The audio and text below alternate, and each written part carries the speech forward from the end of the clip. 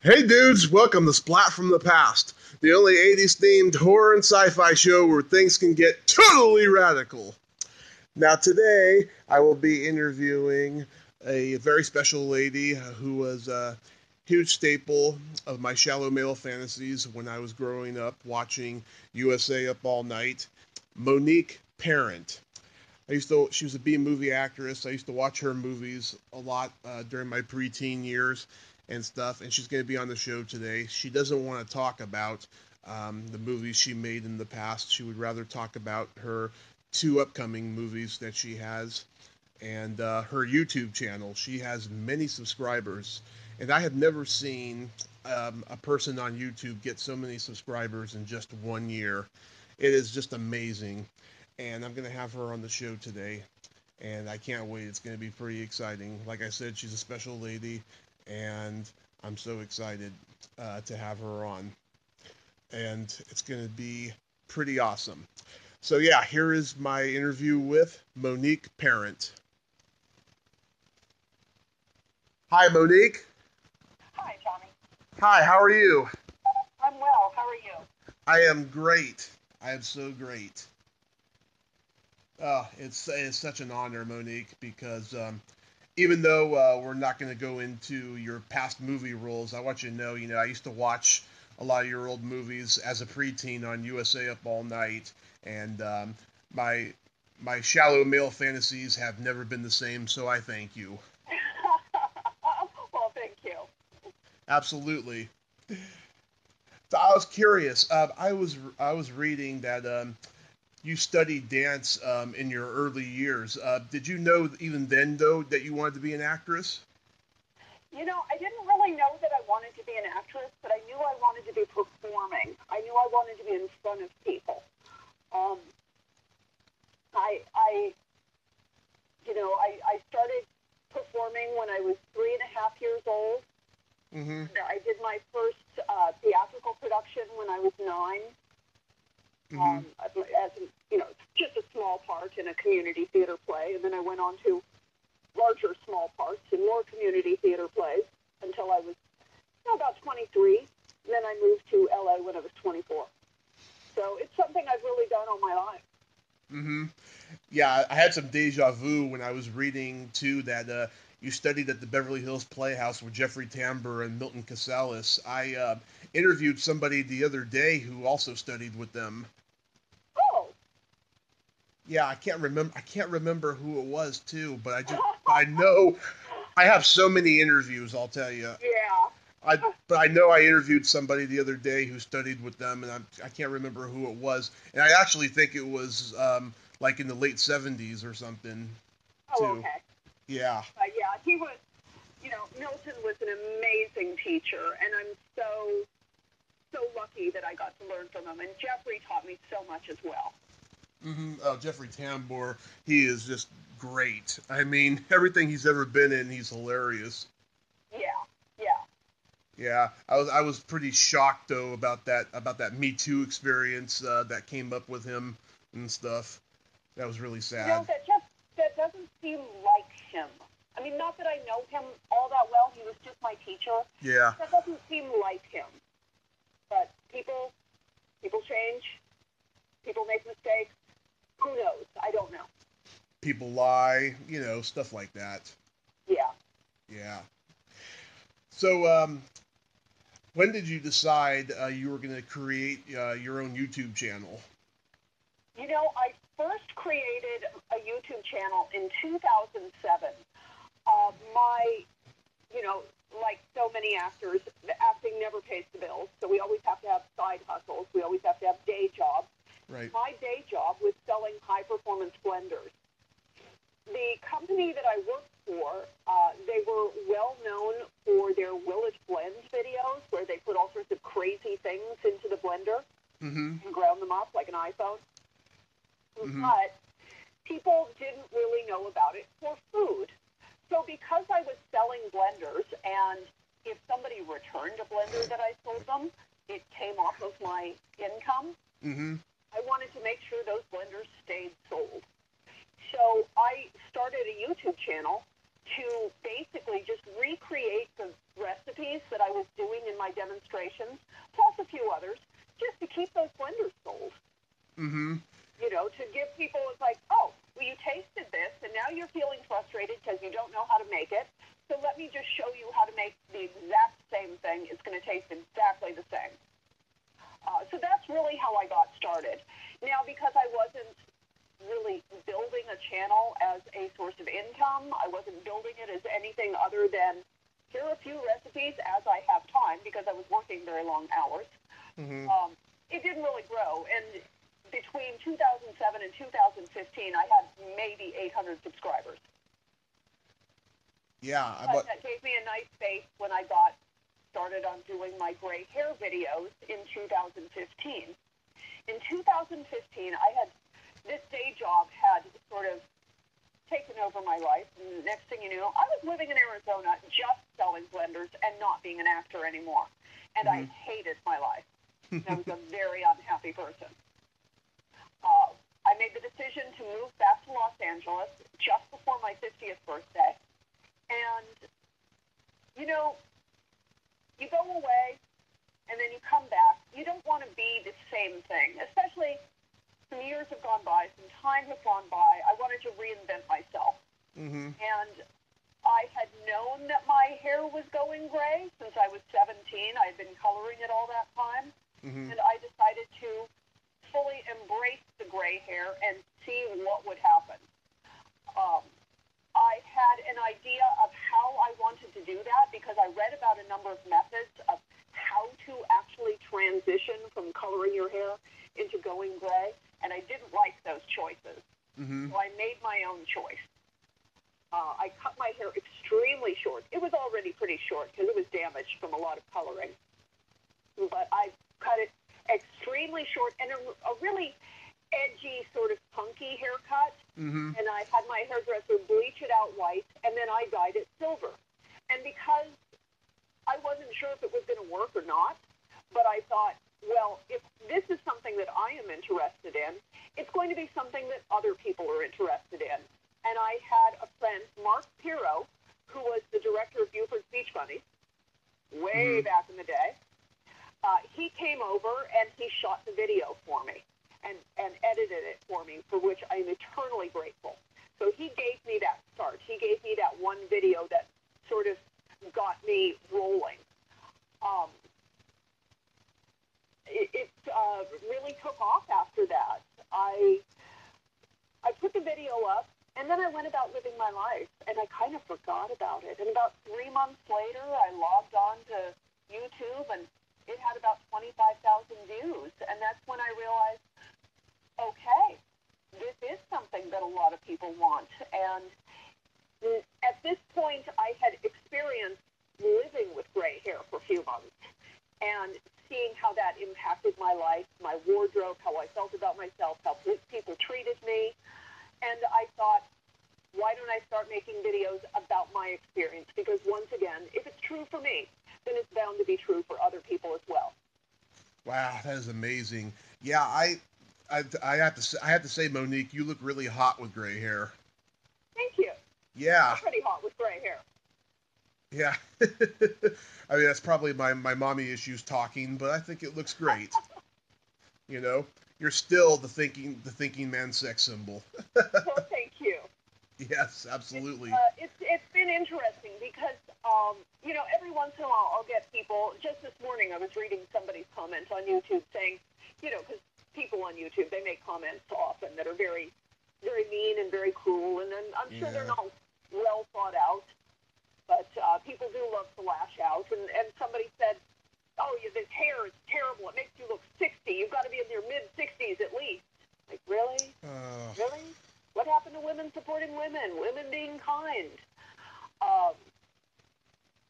You know, so people just throw those things out at me. But I think that for myself, I really noticed that when I was coloring my hair, I mean, for a long time, it looked great, but it just wasn't looking right.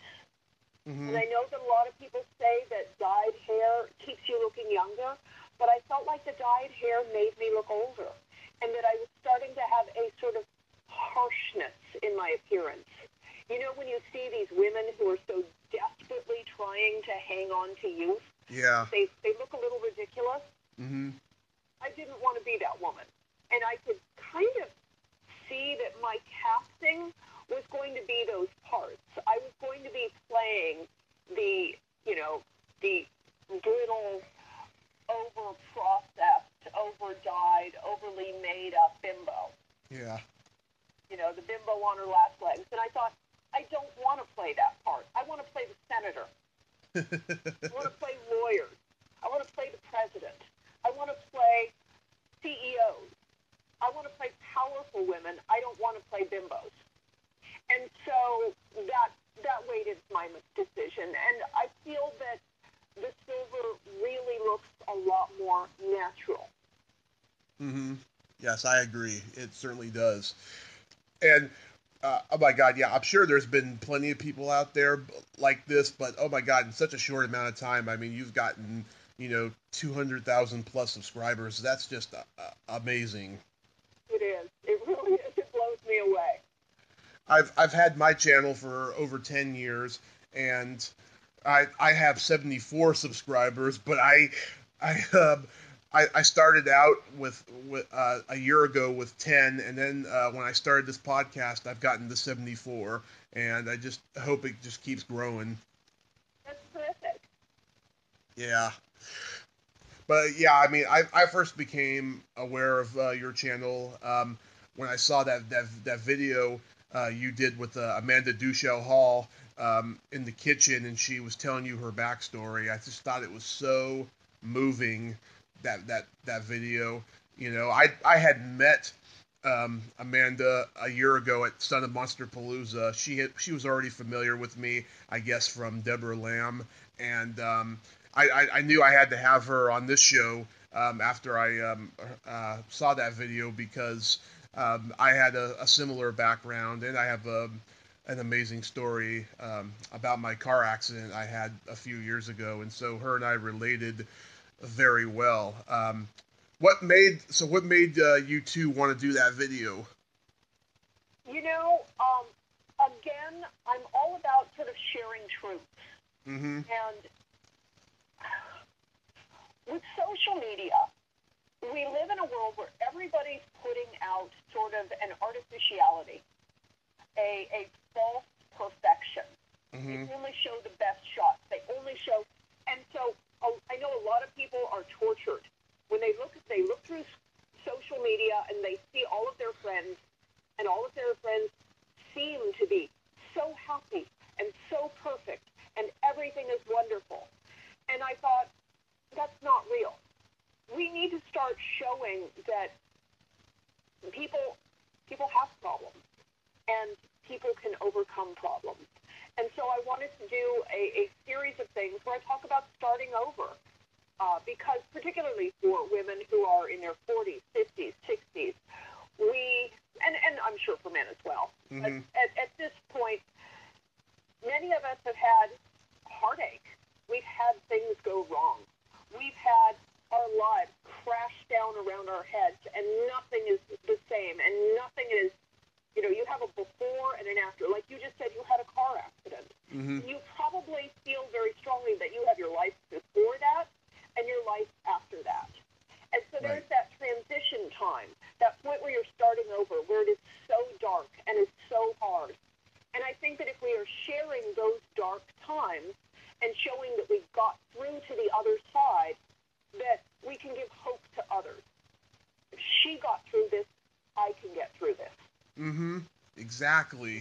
Feeling that relatability.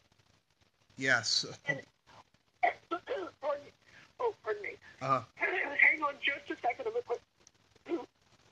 Okay. Sorry, I'm getting over a cold, so I'm a little phlegmy today. I had to put you on mute for a second. Yeah. That was terrible. I hope you can edit that out.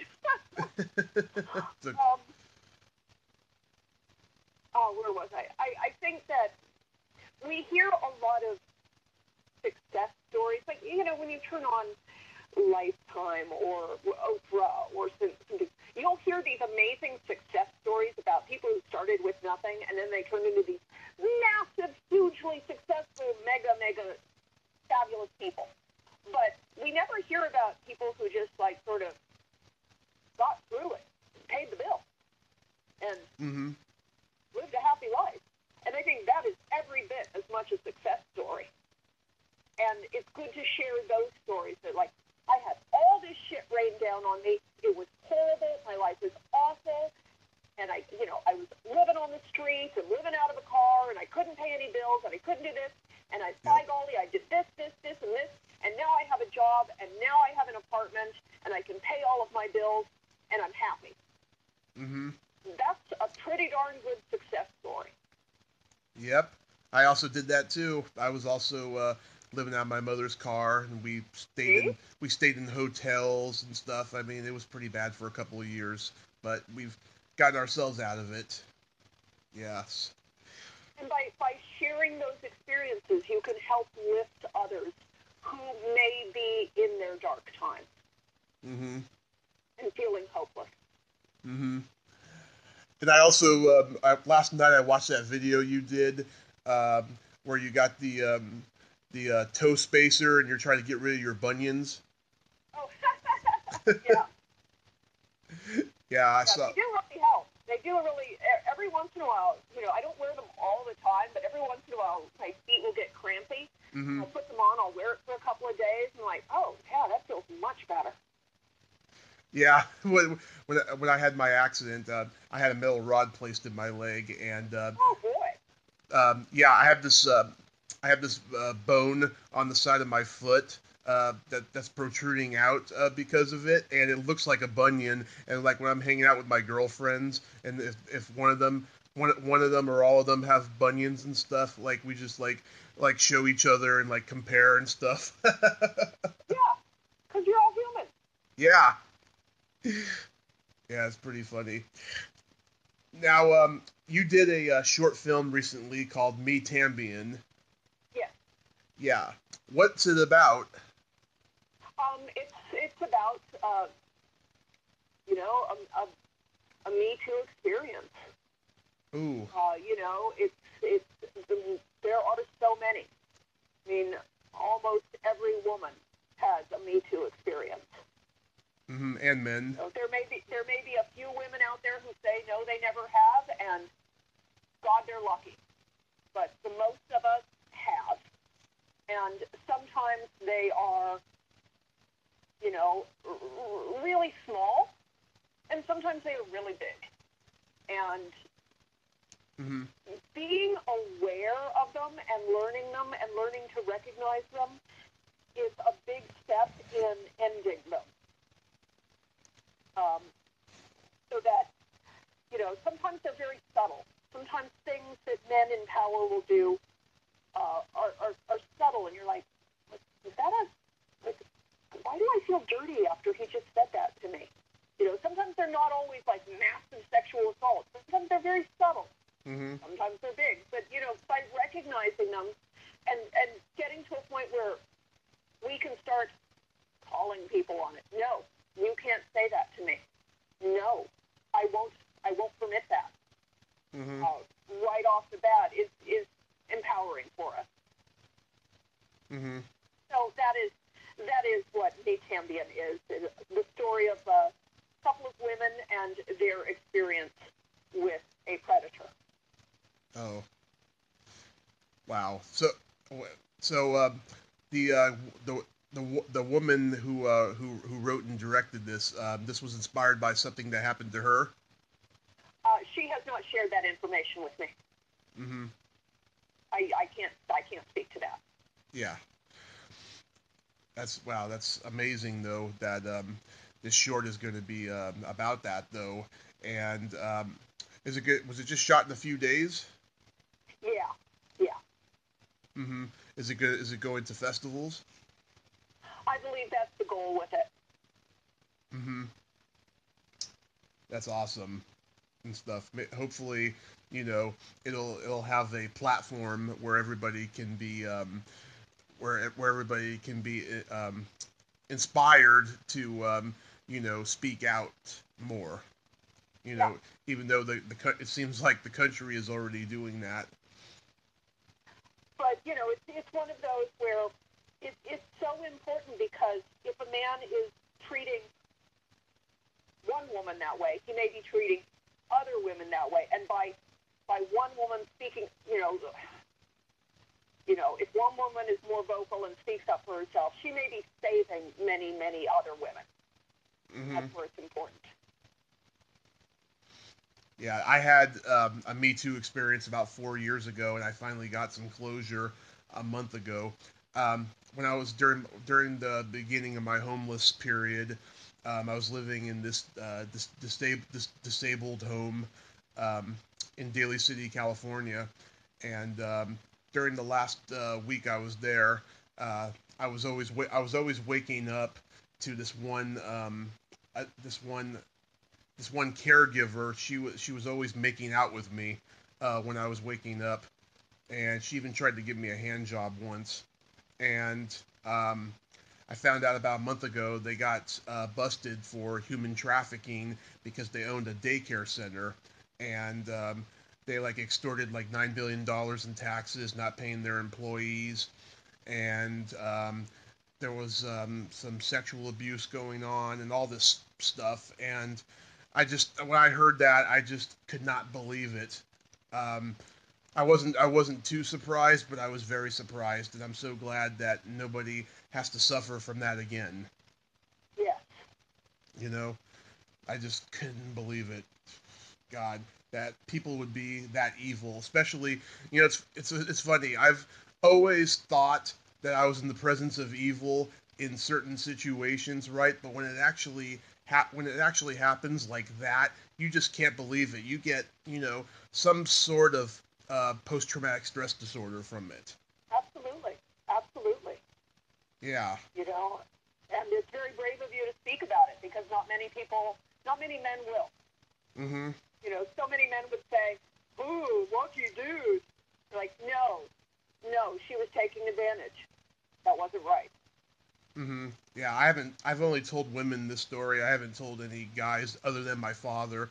And my dad kind of said what you just said now, but, he was only joking about it. But still, I mean, it was pretty bad from my standpoint. And absolutely.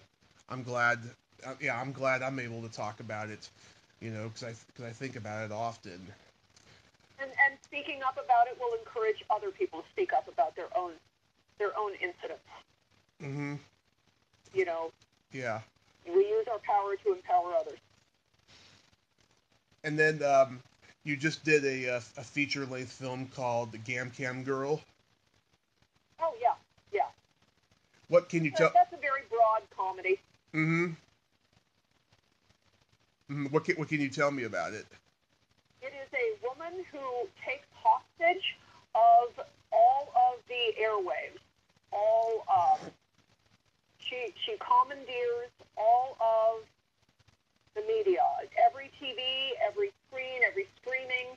She somehow hacks into that as part of a political gambit. And what she does is she literally has the camera entirely on her vagina the whole time. Oh my God, that sounds hilarious. And it was just, I play, deputy director of the NSA, trying to track her down. And it was very interesting when we walked in to do one scene, and there on all these big screens, it's like, oh my, it's right there.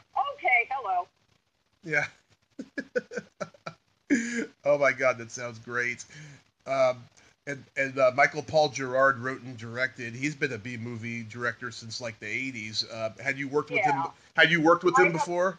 I've worked with Michael Paul for many, many years. Yeah, I We've figured. done a number of projects together, and this is his passion project, and it really has his stamp on it, and I think it's going to be very exciting. Mm-hmm.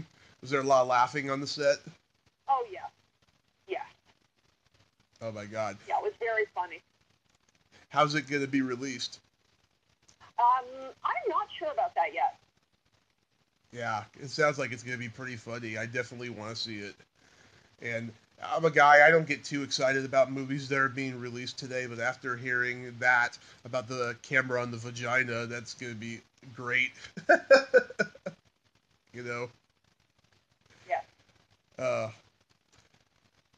well, Monique, I wanted to ask you, do you think I did okay?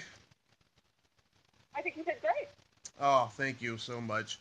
Yeah, I feel like I'm Dick Cavett and you're Marlon Brando because don't want to talk about your old movies. But no, I think this was great. Because we got to talk about some pretty amazing stuff. Yeah, we did. We certainly did. Hmm. Well, Monique, I'm glad that you're happy with where you're at now, and I'm always rooting for you. Um, Thank you. yes. Your birthday is in a couple of days, so happy birthday Thank you very much.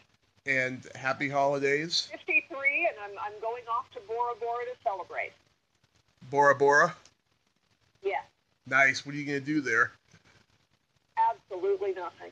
Just gonna relax, have a few drinks, and just reflect. Lie in the sun, lie in the water, lounge. Yeah, Nice, it'll be nice. wonderful. Well, have fun and happy holidays. And I'll Thank talk. you. I'll You as talk. well. I'll talk to you again. Have a great day. You too. Okay. Okay, bye. Bye.